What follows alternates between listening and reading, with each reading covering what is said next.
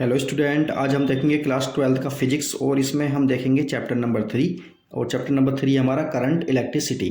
तो अब से पहले जो हमने दो चैप्टर देखेंगे हैं उनमें हमने देखा है कि करंट हमारा मोशन में नहीं है, मतलब वो रेस्ट में है, और उसके बारे में हमने स्टडी की है। लेकिन इस वाले चैप्टर में हम देखेंगे करंट जो हमारा चार्ज है वो जो है मोशन में है, और चार्ज के मोशन में होने की वजह से ही क्या होता है, करंट फ्लो होता है। और इसी की स्टडी हम इस वाले चैप्टर में करने जा रहे हैं। तो देखिए करंट, इलेक्ट्रिक करंट क्या होता है। इलेक्ट्रिक करंट देखिए, the flow of electric charge, the flow of electric charges through a conductor consist of an electric current. मतलब अगर किसी कंडक्टर में इलेक्ट्रिक चार्ज हमारा फ्लो कर रहा है, मूव कर रहा है, तो उसमें इलेक्ट्रिक करंट होता है। तो इसको इस तरह से समझ सकते हैं, आई इक्वल होता है क्यू अपॉन टी, या इसका एक फॉर्मूला है D Q upon D T, ये इसका फॉर्मूला होता है। मतलब इसे इस तरह से भी बोला जा सकता है कि चार्ज पर rate of flow of charge that is called current. क्या बोलते हैं sir? Rate of flow of charge that is electric current. तो इसे आई इक्वल होता है हमारा Q upon T, electric current है हमारा इलेक्ट्रिक चार्ज अपॉन टाइम। तो अब हम देखते हैं एसआई यूनिट वगैरह के बारे में देख लेते हैं इसकी। तो करंट की जो एसआई यूनिट होती है हमारी, करंट की एसआई यूनिट होती है हमारी एम्पियर, और इसे मिली एम्पियर, माइक्रो एम्पियर वगैरह इसमें बोला जा सकता है, इससे कोई वो नहीं है। तो इसकी जो ऐसा यूनिट होती है हमारी करंट की, वो होती है हमारी एम्पियर। तो क्या होती है? AMPERE, एम्पियर होती है। तो अब आगे देखते हैं हम। तो देखिए conventional and electronic current, conventional और इलेक्ट्रिक करंट का क्या मतलब है, यानी पॉजिटिव चार्ज के चलने की डायरेक्शन को हम कन्वेंशनल करंट बोलते हैं। या फिर हम बोल सकते हैं इलेक्ट्रॉनिक करंट का क्या मतलब है, नेगेटिव चार्ज के चलने की डायरेक्शन को हम क्या बोलते हैं, इलेक्ट्रॉनिक करंट बोलते हैं। तो जनरली क्या होता है, करंट जो फ्लो होता है वो इलेक्ट्रॉन के चलने की वजह से होता है, तो इसलिए क्या बोलते हैं, हम उसको बोलते हैं इलेक्ट्रॉनिक करंट बोलते हैं। कन्वेंशनल करंट हम बोल सकते हैं कि चार्ज, देखिए नेगेटिव करंट जब उधर जा रहा है, यानी नेगेटिव चार्ज उधर जा रहा है, तो ऑब्वियस ऐसा लगेगा पॉजिटिव चार्ज उस डायरेक्शन में जा रहा है, अपोजिट डायरेक्शन में। तो क्या होगा, ये कन्वेंशनल करंट पॉजिटिव चार्ज के चलने की डायरेक्शन को बोलते हैं, या इलेक्ट्रॉनिक करंट नेगेटिव चार्ज के चलने की डायरेक्शन को बोलते हैं। Electric current is a scalar quantity, electric current जो है हमारी एक स्केलर क्वांटिटी होती है। हालांकि इसमें डायरेक्शन तो होती है, डायरेक्शन होती है, इसमें मैग्नीट्यूड भी होता है, लेकिन ये वेक्टर लॉ को फॉलो नहीं करता, इसलिए इसे क्या बोलते हैं, हम स्केलर क्वांटिटी बोलते हैं। और चलिए आगे चल के देखते हैं। अब देखिए यहाँ पर एक जंक्शन है हमारा ओ, तो ए ओ में जो करंट आ रही है 3 एम्पियर, और बी ओ में जो करंट आ रही है 4 एम्पियर, ये दोनों ऐड होकर इस वाले से बाहर निकल जाएंगी। तो ये तो हो गया हमारा बेसिक चीज। अब हम आगे चल के देखते हैं इसमें इलेक्ट्रोमोटिव फोर्स देख लेते हैं, क्या है ये इलेक्ट्रोमोटिव फोर्स, EMF। क्या है हमारा EMF, इलेक्ट्रोमोटिव फोर्स, इसको देखते हैं हम। The electromotive force of a source may be defined as the work done by the source in taking a unit positive charge from lower to the higher potential। मतलब एक circuit में lower potential से higher potential की ओर को ले जाने में किसी चार्ज को जितना वर्क डन करना पड़ता है, उसको हम क्या बोलते हैं, उसको बोलते हैं इलेक्ट्रोमोटिव फोर्स, और इसे इस वाले साइन से रिप्रेजेंट करते हैं। तो ये हो गया हमारा इलेक्ट्रोमोटिव फोर्स, हमारा V के इक्वल होता है, ऐसा मानकर चलते हैं फिलहाल। और आगे देखिए यहाँ पर EMF क्या होता है हमारा, work done upon charge, formula इसका वही रहता। तो इलेक्ट्रोमोटिव फोर्स और पोटेंशियल डिफरेंस में क्या डिफरेंस होता है वो देख लेते हैं। It is the work done by a source, ये क्या है, work done by a source in taking a unit charge once round the complete circuit, यानी कंप्लीट सर्किट को करने में, यानी कि एक चार्ज को पूरा सर्किट घुमाने में जितना भी वर्क डन करना पड़ेगा पर unit charge, that is called electromotive force. Potential difference क्या होता है, it is the amount of work done in taking a unit charge from one point of a circuit to another. इसमें क्या होता है, पोटेंशियल डिफरेंस में एक charge को एक पॉइंट से दूसरे पॉइंट पर ले जाने में जितना भी वर्क डन होता है वो क्या कहलाता है, हमारा पोटेंशियल डिफरेंस कहलाता है। इसमें क्या होता है, सर्किट पूरा कंप्लीट होगा, यानी पूरा राउंड होगा, इसमें पूरा राउंड नहीं होता है। तो ये इसमें डिफरेंस हो गया। और भी इसमें कई डिफरेंस हैं, वो हम पढ़ सकते हैं, आसानी के साथ देख सकते हैं। तो अब हम आगे चलते हैं। तो इसमें देखिए सबसे पहले आता है हमारा ओम्स लॉ। ओम्स लॉ हम पढ़ते आ रहे हैं, 9th क्लास में भी हमने पढ़ा था ओम्स लॉ। यहाँ भी देखते हैं Ohm's law, the current flowing through a conductor, current जो फ्लो हो रहा है किसी कंडक्टर में is directly proportional to the potential difference. मतलब किसी सर्किट में जब करंट फ्लो होता है तो वो पोटेंशियल डिफरेंस के क्या होता है, डायरेक्टली प्रोपोर्शनल होता है। इसका क्या मतलब हुआ, पोटेंशियल डिफरेंस जितना ज़्यादा होगा करंट हमारा उतना ही ज़्यादा होगा। और इसे इस तरह से दिखा सकते हैं कि पोटेंशियल डिफरेंस प्रोपोर्शनल है करंट के, या ऐसा बोल सकते हैं V जो कि पोटेंशियल डिफरेंस है प्रोपोर्शनल है I करंट के। और प्रोपोर्शनलिटी साइन हटाने के लिए हम एक इक्वल का साइन लेकर आते हैं और एक कांस्टेंट लेकर आते हैं। यहाँ पर जो कांस्टेंट लेकर आए हैं वो R है, और R को क्या बोलते हैं हम, रेजिस्टेंस बोलते हैं। तो V अपॉन I इक्वल है हमारा R के। तो ओम्स लॉ के अकॉर्डिंग हमारा ये वाला डायग्राम बनता है। अब रेजिस्टेंस के बारे में हम बात कर लेते हैं। तो देखिए रेजिस्टेंस क्या होता है हमारा, the resistance of a conductor is the property by virtue of which it opposes the flow of charges through it. मतलब रेजिस्टेंस क्या है, एक प्रॉपर्टी होती है। किसकी किसकी प्रॉपर्टी है, कंडक्टर की प्रॉपर्टी है, जो क्या काम करती है, हमारी अपोज करती है, किसका, flow of charge, flow of charge का अपोज करती है। और इसका फॉर्मूला है R इक्वल होता है V अपॉन I। और ऐसा यूनिट रेजिस्टेंस की जो होती है वो होती है ओम, OHM, और इस वाले साइन से भी इसे रिप्रेजेंट किया जा सकता है। तो देखिए अब हम देखते हैं कुछ हमारे साइन हैं, इन साइन को हम समझ लेते हैं। तो देखिए ये हमारा रेजिस्टेंस, रजिस्टर समझ सकते हैं इसे, रजिस्टर है हमारा, ये रेजिस्टेंस या रजिस्टर ऐसा समझिए। तो इसका साइन ये वाला हो सकता है, ये वाला हो सकता है, ये फिक्स्ड है, मतलब इसकी जो वैल्यू है वो बदलेगी नहीं, सेम रहेगी। लेकिन ये जो है हमारा, ये जो साइन बना हुआ है ना एरो वाला, इस साइन से हम ये बताते हैं कि ये रेजिस्टेंस जो है हमारा, देखिए इस साइन से भी रेजिस्टेंस को दिखाया जा सकता है, इससे भी दिखाया जा सकता है। जनरली आप ये वाले साइन देखोगे तो इसका क्या मतलब है, हमारा रेजिस्टेंस हमारा वेरिएबल है, चेंज हो सकता है।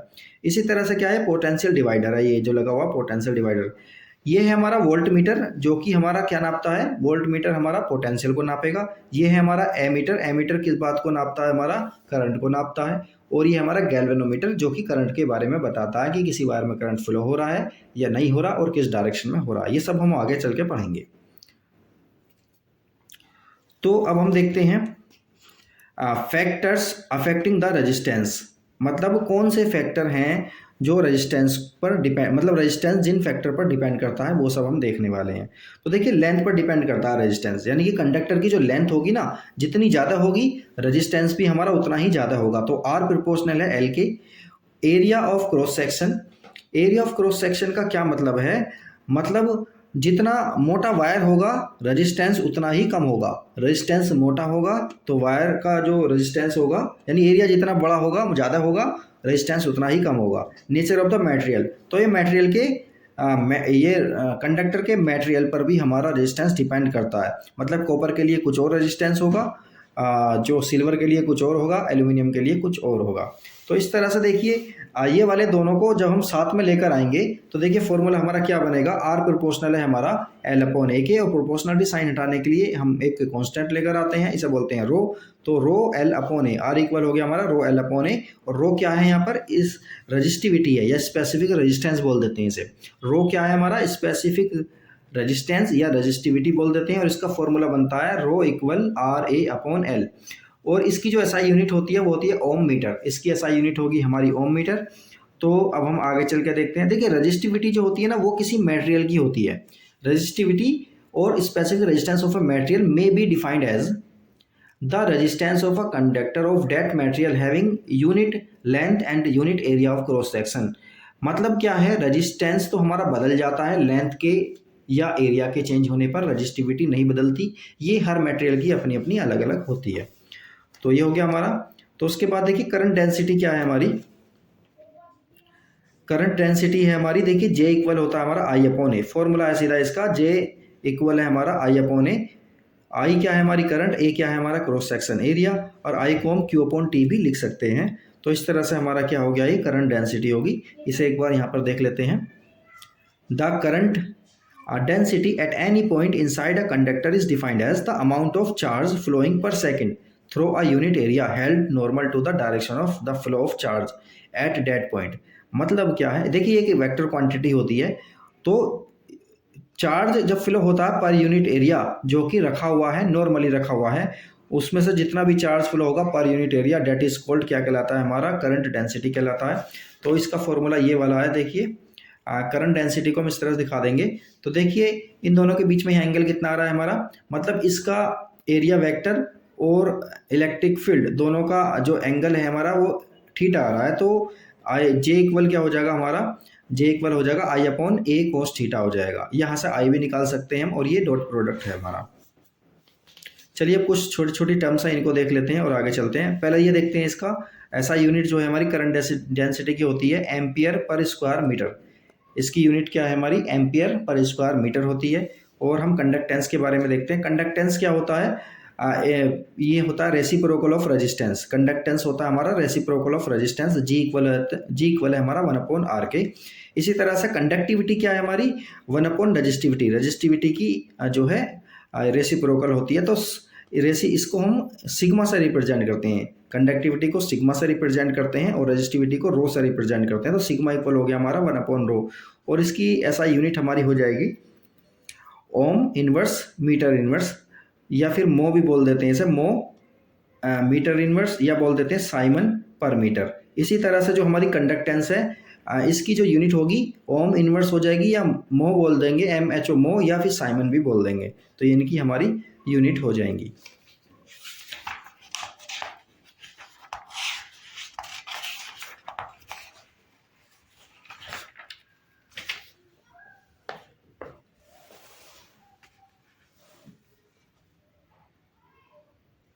तो अब हम देखते हैं इसमें कंडक्टर्स क्या होते हैं। हमने पहले भी देखा था, वो मटेरियल जो जिनके अंदर करंट आसानी के साथ फ्लो हो जाए उसे हम कंडक्टर बोलते हैं। और इनकी जो कंडक्टिविटी हो, मतलब रेजिस्टेंस जो होता है इनका, वो बहुत कम होता है। 10⁻⁸ ओम से मीटर से 10⁻�6 ओम मीटर तक इनकी रजिस्टिविटी होती है। तो इस तरह की चीज़ों को हम क्या बोलते हैं, कंडक्टर्स बोलते हैं। जैसा कि कॉपर हो गया, आयरन या फिर एल्यूमिनियम वगैरह क्या है हमारे अच्छे कंडक्टर होते हैं। इसी तरह से इंसुलेटर्स, वो मटेरियल जिनके अंदर करंट आसानी के साथ फ्लो ना हो या जिनकी रजिस्टिविटी बहुत ज़्यादा हो, उन्हें हम बोलते हैं इंसुलेटर्स। और ये होता है इनकी रेंज होती है, रजिस्टिविटी की रेंज होती है हमारी 10⁻14 से 10⁻16 तक, या 10⁻4 ओम मीटर तक इनकी क्या होती है, रजिस्टिविटी, हाई रजिस्टिविटी होती है। इसी तरह से हमारे सेमीकंडक्टर होते हैं। सेमीकंडक्टर हमारे मेटल और नॉन मेटल के बीच में लाई करते हैं। तो इनकी जो रजिस्टिविटी होती है मेटल यानी कंडक्टर और इंसुलेटर के बीच की होती है। तो देखिए यहाँ पर एक चार्ट दिया हुआ है, इसको थोड़ा सा देख लेते हैं। देखिए सिल्वर है हमारा, और सिल्वर है हमारा ये मटेरियल, और इसकी रजिस्टिविटी ये दी हुई है, और ये टेम्परेचर कोफिशिएंट इसका दिया हुआ है, नंबर ऑफ वैलेंस इलेक्ट्रॉन इसके अंदर ये दिए हुए हैं। तो इस तरह से हम इसको चार्ट को देख सकते हैं। तो अब हम आगे देखते हैं। देखिए कलर कोडिंग फिलहाल सिलेबस में नहीं है, तो इसे हम बोर्ड पर बाद में करा देंगे। अब हम आगे देखते हैं। चलिए देख लेते हैं कलर कोडिंग के बारे में। कलर कोडिंग का क्या मतलब है, कार्बन रजिस्टर होते हैं हमारे, कार्बन रजिस्टर में हमारे इस तरह से साइन, ये बैंड बने रहते हैं। तो इन बैंड की हेल्प से हम पता कर सकते हैं कि उसमें कितना रजिस्टेंस है, किस रजिस्टेंस पे वो वर्क कर रहा है। तो देखिए इसके लिए क्या है हमारा, ये हमारा कलर है हमारा, ब्लैक ब्राउन वगैरह ये सारे कलर हैं। ये लेटर है हमारे BBROY, ये सारे हमारे लेटर हो गए। और ये नंबर है हमारे, नंबर पड़े हुए होंगे हमारे। और इसी तरह से क्या है ये हमारा, ये मल्टीप्लायर है यानी 10 की पावर वाला। और ये कलर है हमारे gold, silver, no fourth band, मतलब कोई फोर्थ बैंड भी नहीं होता। अगर गोल्ड है तो 5% का उसमें रखेंगे, सिल्वर है तो 10% का, और अगर फोर्थ बैंड नहीं है उसके अंदर तो हम क्या रखेंगे, इसमें 20% का रखेंगे। तो देखिए इसको याद करने की, इसके कलर कोड को याद करने का एक तरीका है, BB Roy of great Britain had very good wife. तो इस तरह से हम इसको क्या कर सकते हैं, इसको हम जो मेमोराइज कर सकते हैं, याद कर सकते हैं। तो अब देखिए हमारा ये हो गया हमारा कार्बन रजिस्टर है ये, और इसके 4 बैंड का क्या मतलब है। देखिए पहला वाला बैंड है हमारा फर्स्ट सिग्निफिकेंट फिगर को बताएगा, दूसरा बैंड सेकंड सिग्निफिकेंट फिगर को बताएगा, थर्ड वाला हमारा डेसिमल मल्टीप्लायर को बताएगा, और फोर्थ वाला क्या है हमारा टॉलरेंस को बताएगा। तो देखिए हमारा सपोज करिए ये हमारा रेड कलर का है, सपोज करिए ये हमारा रेड कलर का, ये भी रेड कलर का, ये भी रेड का, और ये सिल्वर का है। तो देखिए किस तरह से करेंगे हम। रेड वाले के लिए देखिए कौन सा वाला यूज़ होना है हमारा, तो ये हो गया हमारा 2, रेड वाले के लिए 2, दूसरे रेड वाले के लिए 2, तीसरे रेड वाले के लिए 2। तो दूसरे रेड वाले के लिए 2 तो होंगे हमारा 2 इंटू 10 की पावर कितना आएगा, ये वाला जो रेड है हमारा इसका पावर बन जाएगी। और ये सिल्वर है ना, तो सिल्वर के लिए कौन सा यूज होता है, 10% हमारा यूज होता है, ±10% हमारा टॉलरेंस आ जाएगा इसमें। तो इस तरह से हम इसे कर सकते हैं। इस वाले को समझते हैं। देखिए पहला बैंड है हमारा येलो, तो येलो बैंड के लिए जाइए हम। येलो बैंड का है हमारा, तो ये हो गया हमारा येलो बैंड, जिसमें आएगा हमारा 4, तो 4 आ गया। दूसरा बैंड है हमारा वॉयलेट, तो वॉयलेट के लिए हमारा क्या आएगा, 7 आएगा, तो ये 7 आ गया। इसके बाद इंटू 10 की पावर क्या है ये, देखिए तीसरा वाला बैंड देखो ब्राउन है, तो ब्राउन कलर देखो कहाँ है हमारा, ब्राउन कलर है हमारा ब्राउन ये रहा कलर, तो इसमें क्या आ रहा है 1, तो 10 की पावर कितना हो जाएगा 1। और इसमें देखिए लास्ट वाला क्या है गोल्ड, तो गोल्ड के लिए हम देखेंगे टॉलरेंस कितना 5%, तो ये हो जाएगा हमारा ±5% हो जाएगा। इसी तरह से हम आसानी के साथ इसमें बता सकते हैं कलर कोडिंग के बारे में।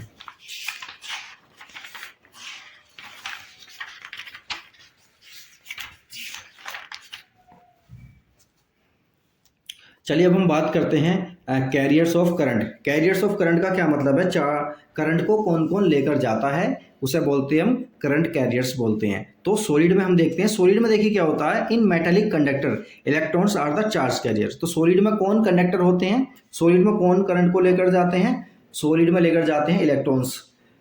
इसी तरह से देखिए क्या होता है हमारा लिक्विड में क्या होता है। चलिए इसमें पी टाइप एन टाइप पर देख लेते हैं। इसमें देखिए सेमीकंडक्टर जो होते हैं हमारे पी टाइप एन टाइप, तो एन टाइप में जो होंगे इलेक्ट्रॉन्स जो होते हैं मेजॉरिटी चार्ज कैरियर्स होते हैं, और पी टाइप में हमारे होल्स मेजॉरिटी चार्ज कैरियर्स होते हैं। ये हम सेमीकंडक्टर वाले चैप्टर में देखेंगे। तो इन लिक्विड्स के अंदर क्या होता है, इलेक्ट्रोलिटिक लिक्विड होता है, चार्ज कैरियर्स आज पॉजिटिवली नेगेटिवली चार्ज आयंस होते हैं। तो इसके अंदर क्या होते हैं, लिक्विड के अंदर आयंस होते हैं। वो आयंस क्या काम करते हैं, हमारे चार्ज करंट को ले जाने का काम करते हैं।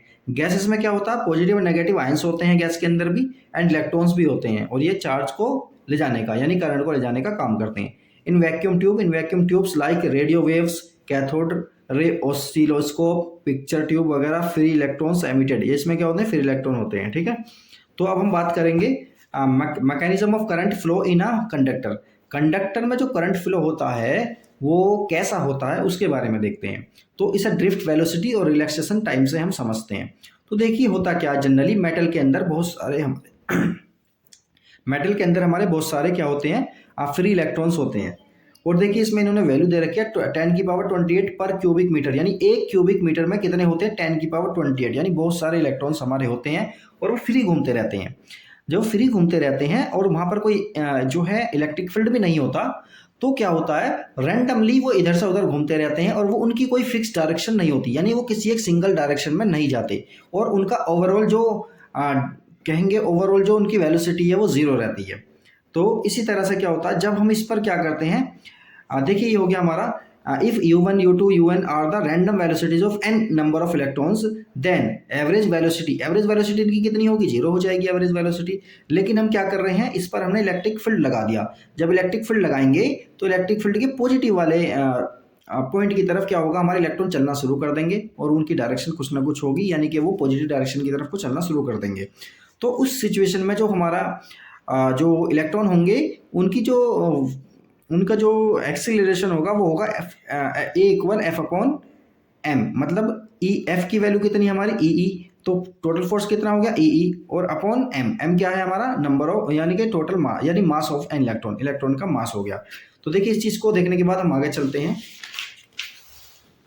तो अब सपोज करिए जब हमने उसमें इलेक्ट्रिक फील्ड लगा दिया है तो उसकी वेलोसिटी हमारी चेंज हो जाएगी। तो सपोज करिए वेलोसिटी हमारी v1, और ये v1 क्या होगी हमारी u1, जो कि इनिशियली उसकी वेलोसिटी थी, प्लस a टो1 क्या है हमारा टाइम है कि कितने इतने टाइम में वो कितनी वेलोसिटी वो गेन कर लेगा, और a क्या है हमारा एक्सेलरेशन है जो वो गेन करेगा। इसी तरह से v2 v3 ये सारे हम फाइंड आउट कर लेंगे। इसी तरह से हम इनका एवरेज निकालना चाह रहे हैं, v1 v2 v3 का एवरेज निकालना चाह रहे हैं। तो ये आ गया हमारा vd, तो ये हो जाएगा हमारा v1 v2 v3, इन सबको ऐड कर देंगे, और नंबर ऑफ इलेक्ट्रॉन सपोज करिए n है तो n से हम इसे डिवाइड कर देंगे, तो ये हो गया हमारा डिवाइड। और v1 की वैल्यू हम यहाँ से पुट करेंगे, v2 की वैल्यू, सभी वैल्यूज को हम पुट करेंगे। तो हम क्या करने जा रहे हैं, u1 u2 u3 को एक साथ ले लेंगे और n अपॉन में है, और प्लस a और टो1 टो2 टो3 अपॉन n को एक साथ ले लेंगे। तो यहाँ ये वाला तो पोर्शन हमारा जीरो है ना, क्योंकि जब इलेक्ट्रिक फील्ड नहीं लगा हुआ था उस टाइम तो हमारी इस टाइम तो हमारी जो एवरेज वेलोसिटी थी वो तो जीरो आ रही थी, तो ये तो जीरो हो गया। तो vd की वैल्यू कितनी आई, a टो आ गई। तो टो क्या है हमारा, इसी को हम क्या बोलते हैं, रिलैक्सेशन टाइम बोलते हैं। अभी रिलैक्सेशन टाइम क्या होता है, एक टक्कर से दूसरी टक्कर के बीच, यानी एक कोलिजन से दूसरे कोलिजन के बीच जो टाइम होता है उसे बोलते हैं हम रिलैक्सेशन टाइम, और इसे टो से रिप्रेजेंट करते हैं। तो ये हो गया हमारा, तो vd इक्वल आ गया हमारा a टो, और a की वैल्यू को हम वहां से पुट कर देंगे, माइनस का e टो अपॉन m, ये हमारा फाइनली ड्रिफ्ट वेलोसिटी आ गई है, जो कि बहुत ज़्यादा इंपॉर्टेंट है और ये एग्जाम में आती है।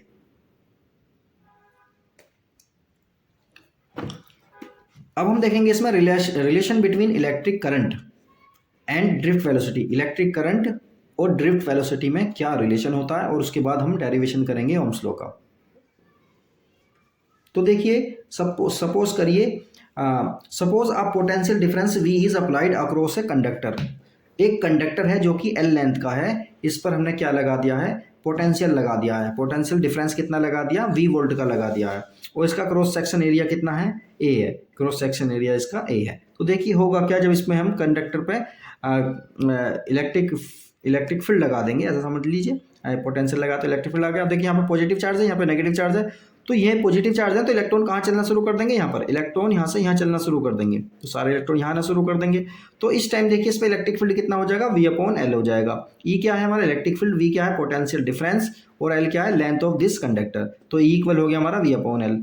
इसके बाद देखिए under the influence of electric field, electric field की वजह से क्या होगा, फिर इलेक्ट्रॉन बिगिन टू ड्रिफ्ट, फिर इलेक्ट्रॉन चलना शुरू कर देंगे अपोजिट डायरेक्शन ऑफ E की अपोजिट डायरेक्शन में चलना शुरू कर देंगे, और वो चलेंगे कितनी वेलोसिटी से, एवरेज वेलोसिटी है उसकी VD, मतलब ड्रिफ्ट वेलोसिटी से चलना शुरू कर देंगे। तो यहाँ पर देखिए क्या है, ये हमने लगा दिया, कंडक्टर हो गया हमारा ये। तो जब इसमें हम प्लस, यहाँ बैटरी है तो प्लस का चार्ज ये रहा, नेगेटिव ये रहा, तो प्लस के चार्ज के साइड को हमारे इलेक्ट्रॉन चलना शुरू कर देंगे। तो ये हो गया हमारा let the number of electrons per unit volume और इलेक्ट्रॉन डेंसिटी, यानी इलेक्ट्रॉन डेंसिटी हमने मान लिया n, या नंबर ऑफ इलेक्ट्रॉन हमने मान लिया पर यूनिट वॉल्यूम में n। Charge on an electron, एक इलेक्ट्रॉन पर चार्ज कितना होता है हमारा, E होता है। तो इसी को ध्यान में रखते हुए हम आगे देखते हैं कि number of electrons in length L, length L में कितने इलेक्ट्रॉन हो जाएंगे, n into volume of the conductor, conductor का वॉल्यूम कितना A इंटू L, तो n हो गया। तो ये हो गया हमारा नंबर ऑफ इलेक्ट्रॉन, यानी टोटल इलेक्ट्रॉन इसमें L लेंथ में कितने हो जाएंगे, NaL। इसी तरह से टोटल चार्ज इस लेंथ में, टोटल चार्ज कितना हो जाएगा, Q इक्वल ENAL। तो इसमें E की मल्टीप्लाई, इसमें E की मल्टीप्लाई कर देंगे, तो ये हो गया हमारा। तो उसके बाद देखिए क्या है हमारा ये, यहाँ पे हम टाइम निकालना चाह रहे हैं, तो टाइम क्या होता है हमारा, डिस्टेंस अपॉन वेलोसिटी। जो डिस्टेंस कितनी है हमारी L, और वेलोसिटी कितनी है VD। तो हम क्या कर रहे हैं, करंट क्या होता है हमारा, करंट होता है I इक्वल Q/T। तो Q की वैल्यू कितनी है हमारी, ये रही, ये हमारी Q की वैल्यू है, ये हमने यहाँ पे पुट कर दी, और T कितना आ रहा है हमारा, L/VD। तो L/VD जब इसे सोल्व करेंगे तो I की वैल्यू हमारी कितनी आ जाएगी, ENAVD। तो ये आ गई हमारा करंट, जो कि हम फाइंड आउट करना चाह रहे थे, करंट आ गया हमारा। इसके बाद देखिए क्या है हमारा, इसके बाद हम करंट डेंसिटी निकालना चाहें तो करंट डेंसिटी का फॉर्मूला होता है J इक्वल I/A। तो यहाँ से A कैंसिल हो जाएगा, हमारा ENVD हमारा आ जाएगा, तो J की वैल्यू आ गई हमारी। इसी तरह से deduction of Ohm's law, Ohm's law का हम डिडक्शन करेंगे, तो ओम्स लॉ के डिडक्शन के लिए हमें VD पता है ना, VD का फॉर्मूला ये रहा हमारा, और E की वैल्यू को हम यहाँ से पुट करेंगे। E की वैल्यू हमारी कितनी थी, V/L, तो V/L हम यहाँ पे पुट करने वाले हैं, ये पुट कर लिया हमने। अब देखिए हम एक चीज़ जानते हैं, V/I हमारा R होता है ना, तो यहाँ पर हम क्या करेंगे, देखिए यहाँ पर हम V/I ये यहाँ ले जाएंगे और बाकी सबको दूसरी साइड ले जा रहे हैं, तो ये हो गया हमारा ml/NE², ये आ गया हमारा क्या, V/I की वैल्यू। और V/I को हम जानते हैं क्या होता है, V/I हमारा R होता है, तो R की वैल्यू हमारी कितनी आ गई, ये आ गई। तो ये हमारा ओम्स लॉ का डिडक्शन हो गया है यहाँ सर। तो अब हम इसको रजिस्टिविटी की फॉर्म में करना चाहें तो कर सकते हैं, तो R इक्वल होता है हमारा ρL/A। तो यहाँ से हम क्या करेंगे, इसी फॉर्मूले की हेल्प से हम क्या करेंगे, रो की वैल्यू को फाइंड आउट कर लेंगे, M/NE², तो ये आ जाएगा हमारा। तो ये हो गया हमारा। अब रिलेशन हम देखते हैं between J, sigma and E। J क्या है हमारा, J है हमारा करंट डेंसिटी, और सिग्मा क्या है हमारे कंडक्टिविटी, और ये क्या है, E क्या है हमारा इलेक्ट्रिक फील्ड। इसमें हमारा ये रिलेशन होता है, तो J इक्वल होता है हमारा सिग्मा इंटू E, और E इक्वल है रो इंटू J। तो इस तरह से हम आसानी के साथ इसे फाइंड आउट कर सकते हैं। तो अब हम दूसरे लेक्चर में देखेंगे इसके आगे का पार्ट। ये हमारा फर्स्ट पार्ट हमारा कंप्लीट हो चुका, फर्स्ट लेक्चर कंप्लीट हो चुका है इसका। तो वीडियो को देखते रहें, वीडियो को चैनल को सब्सक्राइब करें, वीडियो को लाइक करें।